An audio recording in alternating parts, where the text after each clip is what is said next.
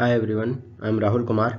Now recently एक study में concern raise किया जा रहा है कि ह्यूमन एक्टिविटीज़ के वजह से अल नीनो और ला नीना के बिहेवियर के ऊपर इनके ड्यूरेशन में चेंजेस देखने को मिल रहा है।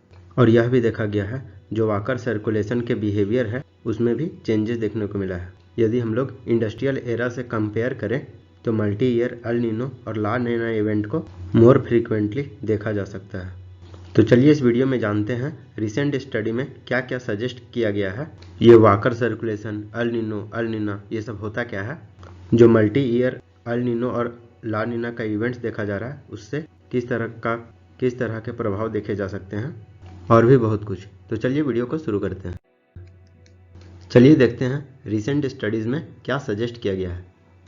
जो वाकर सर्कुलेशन है वो अल नीनो सॉदर्न ऑसिलेशन का एक एटमॉस्फेरिक कंपोनेंट है जो कि पूरे वर्ल्ड वाइड वेदर पैटर्न को डिटरमाइन करता है। तो रिसर्चर के द्वारा एक्सेस किया गया है कि वेदर का और ग्रीन हाउस गैस इमिशन का क्या किसी प्रकार से लिंक है हमारे क्लाइमेट को लेकर। तो यह स्टडी में पाया गया है कि जो अल नीनो से ला नीना हो रहा है, जो अल नीनो से ला नीना में ट्रांजिशन देखा जाता है वो ओवर द टाइम स्लो होते जा रहा है। अभी अल नीनो ला नीना के बारे में हम लोग डिटेल से बात करेंगे। अभी सिर्फ इतना समझ लीजिए, अल नीनो के कारण अच्छी बारिश होती है, अल नीनो के कारण इंडिया में अच्छी बारिश नहीं होती है और ला नीना के कारण इंडिया में अच्छी बारिश होती है। तो यदि अल नीनो से ला नीना की ओर जो ट्रांजिशन होता है वो अगर धीरे धीरे होता जाएगा तो इससे न केवल इंडिया बल्कि ऑल ओवर द वर्ल्ड जो मानसून के सीजन में बारिश होती है वो अच्छी नहीं हो पाएगी।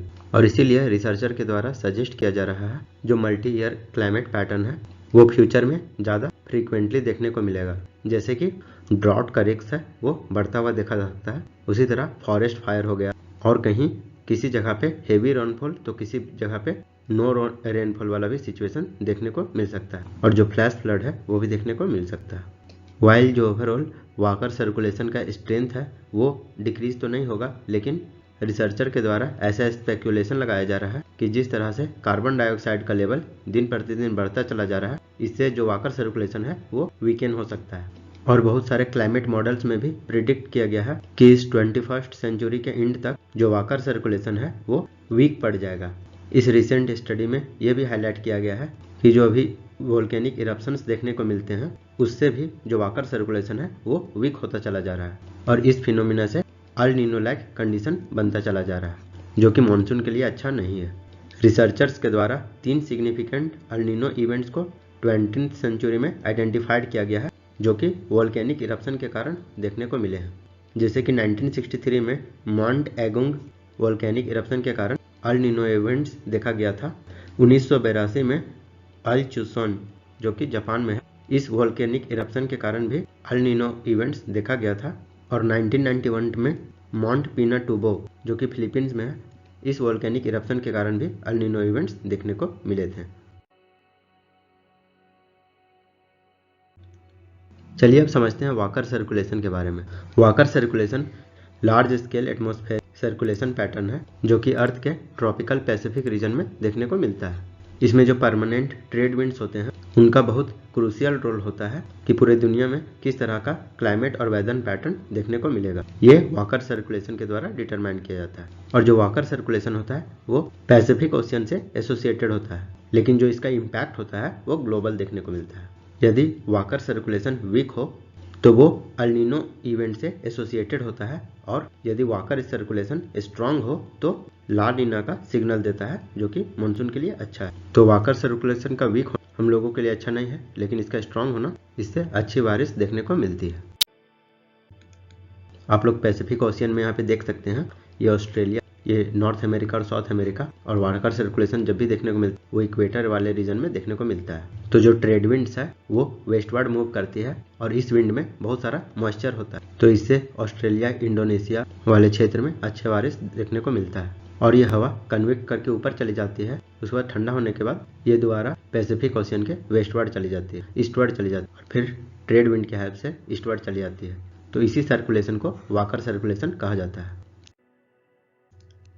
ये यहाँ पे अगेन वाकर सर्कुलेशन देख सकते हैं। इसको जनरली ऑस्ट्रेलिया के डार्विन, तिहिती आइलैंड और पेरू के लीमा से कंपेयर करके डिटरमाइन किया जाता है कि ये वीक है या स्ट्रांग है। वाकर सर्कुलेशन स्ट्रांग के केस में कूल, ड्राई और हाई प्रेशर पेरुवियम तरफ देखने को मिलेगा और ऑस्ट्रेलिया की ओर वार्म वेट और लो प्रेशर देखने को मिलेगा। और वही वीक के केस जब वाटर सर्कुलेशन वीक हो जाता है तो ये फिनोमिना उल्टा हो जाता है। ये अगेन नॉर्मल कंडीशन में आप लोग देख सकते हो, जो वाटर सर्कुलेशन है वो ऑस्ट्रेलिया की ओर अच्छी बारिश करवाती है। चलिए अब हम लोग बात करते हैं अल नीनो और ला नीना के बारे में। अल नीनो की वजह से यूजुअली अच्छी बारिश नहीं देखने को मिलती है। इस कंडीशन में जो ओशियन का सरफेस वाटर है वो वार्म हो जाता है, खास करके जो ट्रॉपिकल पैसिफिक ओशियन करंट का बात करें, ओशियन सरफेस का बात करें तो। और अल नीनो इवेंट्स को जनरली लिटिल बॉय के नाम से भी जाना जाता है स्पेनिश में। और ये ला नीना के कंपेयर में बहुत ज़्यादा फ्रीक्वेंट में आता है। और ये हमारे देश में मानसून रेनफॉल को सेप्रेस करता है। और ये तभी होता है जब रिवर्सल ट्रेड विंड या वाटर सर्कुलेशन वीक हो जाता है। और नॉर्मली जो ट्रेड विंड है वो ईस्ट टू वेस्ट बहता है, इसीलिए जो वार्म वाटर है वह वेस्टर्न पैसिफिक की ओर चला जाता है और इससे अल नीनो जैसा इवेंट रेज होते हैं। यदि हम लोग ला नीना का बात करें तो इसी का जस्ट उल्टा हम लोग का फेनोमेना देखने को मिलता है। ला नीना के केस में जो पैसिफिक ट्रॉपिकल पैसिफिक ओशियन है वो कूल होता है और स्पेनिश में इसको लिटिल गर्ल्स के नाम से भी, लिटिल गर्ल के नाम से भी जाना जाता है। और अल नीनो के अलावा इसके और कई नाम जैसे कि अल वाइजो, एंटी अल नीनो और कोल्ड इवेंट भी कहा जाता है। ये ला नीना पैटर्न अच्छे रेनफॉल के लिए जाना जाता है हमारे देश के लिए।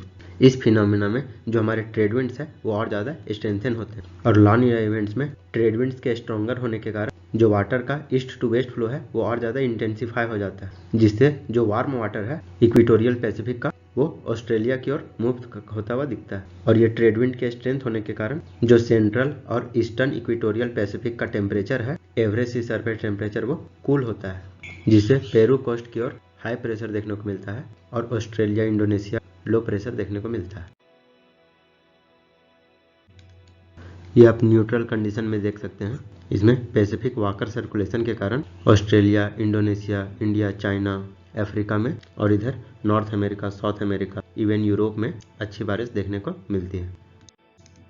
लेकिन अल नीनो के केस में ये जो कोल्ड ओशियन वाटर है ये वेस्टर्न पैसिफिक में आकर जमा हो जाती है, जिसे यहाँ पे हाई प्रेशर बन जाता है। और ये जो वार्म वाटर है वो यहाँ पे आके जमा हो जाती है, जिसे यहाँ पे लो प्रेशर बनता है। तो इसके कारण इधर अच्छी बारिश नहीं देखने को मिलती। और साथ ही साथ आप north America, south America, Europe side भी देख सकते हो, इधर भी बारिश नहीं होती अल नीनो कंडीशन के केस में।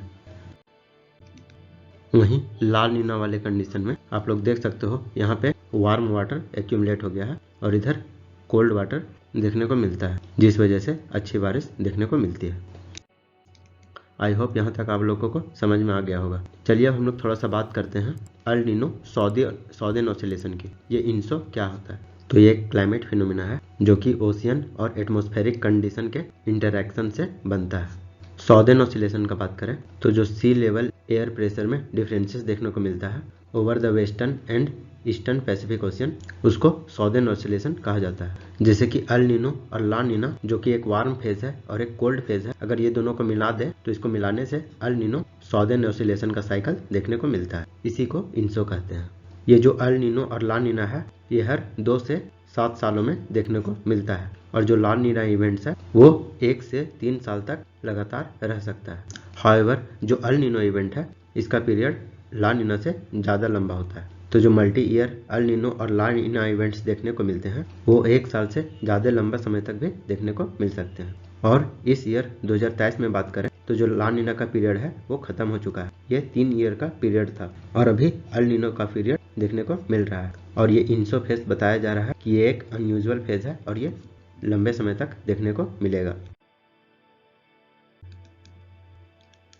चलिए अब हम लोग बात करते हैं मल्टी ईयर अल नीनो ला नीना इवेंट से कौन कौन से इम्पैक्ट देखने को मिल सकते हैं। तो इससे जो एक्सट्रीम वेदर इवेंट्स का फ्रीक्वेंसी है वो और ज़्यादा बढ़ता हुआ दिखने को मिलेगा।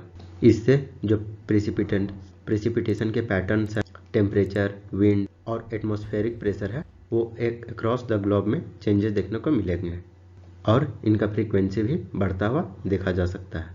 और इससे severe drought, floods, heat wave, cold snap, storms और वाइल्ड फायर्स भी देखने को मिल सकते हैं। अभी याद होगा यूएसए के हवाईयन आइलैंड में वाइल्ड फायर देखने को मिले हैं। इसको लेकर के भी मैंने एक डिटेल में वीडियो बनाया है, चाहे तो आप इसको देख सकते हैं।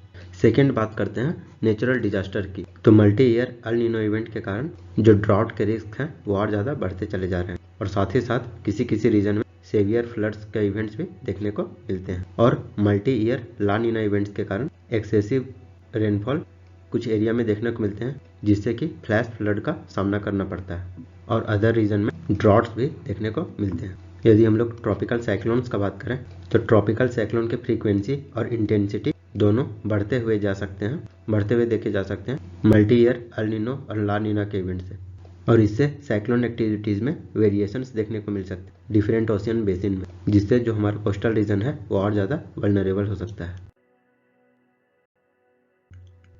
थर्ड, एग्रीकल्चर और फूड सिक्योरिटी का बात करें तो इस multi year El Nino event से ड्रॉट जैसे सिचुएशन के कारण जो फूड यील्ड है, क्रॉप यील्ड, वो घटता हुआ देखने को मिलेगा, जिससे कि ग्लोबल फूड सप्लाई और प्राइसेस इफेक्ट होता हुआ देखने को मिलेगा।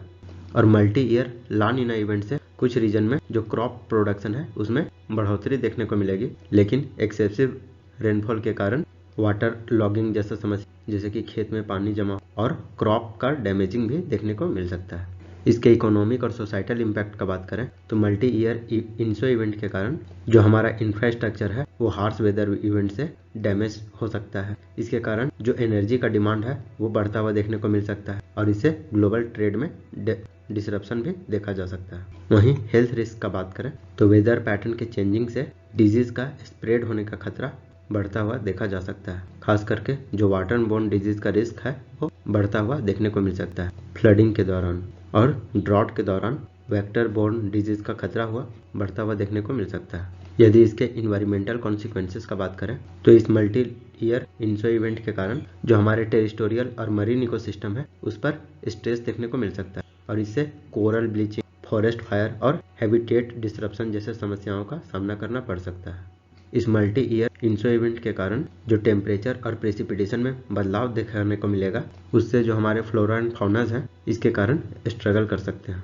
बायोडाइवर्सिटी का बात करें तो इन्वायरमेंटल कंडीशन के शिफ्टिंग के कारण इनके डिस्ट्रीब्यूशन और सर्वाइवल में इम्पैक्ट देखने को मिल सकता है। जो डार्विन का थ्योरी है सर्वाइवल ऑफ द फिटेस्ट, वो यहाँ पे अप्लाई होगा, पर्टिकुलरली वैसे स्पीसीज जो कि क्लाइमेट वेरिएशंस के लिए बहुत ज़्यादा सेंसिटिव होते हैं, और इससे बायोडाइवर्सिटी में कैस्केडिंग इफेक्ट्स भी देखने को मिल सकते हैं। कैस्केडिंग इफेक्ट कहने का मतलब यदि किसी एक स्पीसीज के ऊपर एक्सटिंक्ट होने का खतरा आया तो उससे जुड़ा हुआ जो दूसरा स्पीसीज है उसमें भी प्रॉब्लम देखने को मिल सकता है, और उससे जुड़ा हुआ अगर तीसरा स्पीसीज है तो उसमें भी प्रॉब्लम होता हुआ दिख सकता है, क्योंकि हर एक स्पीसीज फूड वेब से कनेक्टेड है कहीं ना कहीं, तो ह्यूज अमाउंट में बायोडाइवर्सिटी लॉस देखने को मिल सकता है।